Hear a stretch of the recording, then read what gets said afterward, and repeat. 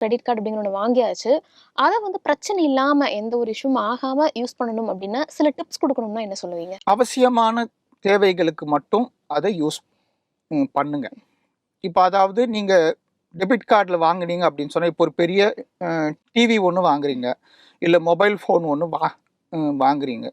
If you pay it online in site, ஒரு நல்ல சைட்லேயோ இல்லை வேறு ஏதாவது சைட்லேயோ நீங்கள் ஆன்லைனில் பே பண்ணி வாங்குறீங்க அப்படின்னு சொன்னால், இஎம்ஐயாக கன்வெர்ட் பண்ணாத பட்சத்தில் யூ கேன் அந்த ஸ்டேட்மெண்ட் வந்ததும் அந்த அமௌண்ட்டை ஃபுல்லாத்தையும் க்ளோஸ் பண்ணிடணும்.